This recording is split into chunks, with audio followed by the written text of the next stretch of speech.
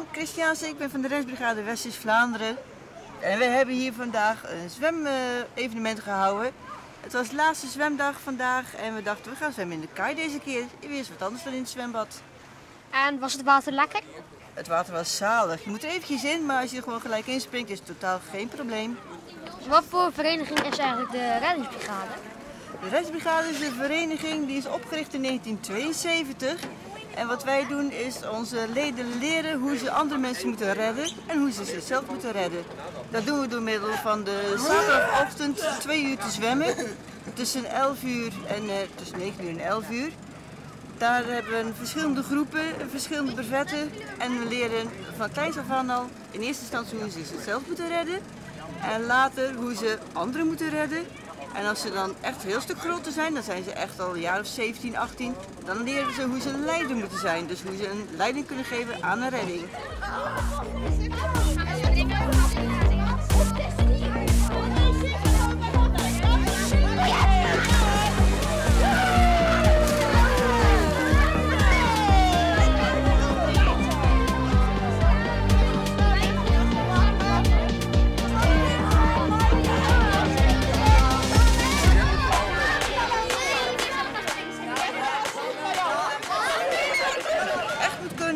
Is zwemmen.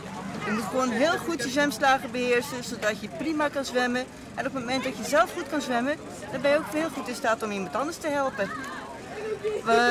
Onze hoofdactiviteit is natuurlijk het zwemmend redden gedeelte, maar we hebben ook een varend gedeelte. Vanochtend hebben we onze langzame flat, die is meegevaren om de veiligheid te waarborgen van de kinderen die hier in de kaai zwemmen.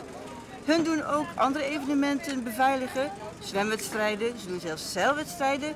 Niet met deze langzame flat, maar daar hebben we nog een tweede flat voor, dat is een snelle flat. En die gebruiken we echt voor op de Westerschelde. Daarnaast wordt er ook nog EHBO gegeven. Dus dan halen we echt iemand vanuit het Rode Kruis en die geeft dan een opleiding, zodat onze leden goed EHBO leren. Want dat hebben ze op een later moment hebben ze dat echt wel nodig. Zeker als je nou eens een keertje naar het strand gaat, want ook dat hebben we nog, strandopleiding. Dus dan hebben we toch kinderen, leden die proberen op te leiden om later op het strand echt gewoon strandwacht te zijn. Dus wat ze echt noemen Baywatch, maar het is geen Baywatch, we zijn heel wat meer dan Baywatch. We zijn echt daar om mensen te alarmeren, te informeren en te helpen op het moment dat het nodig is.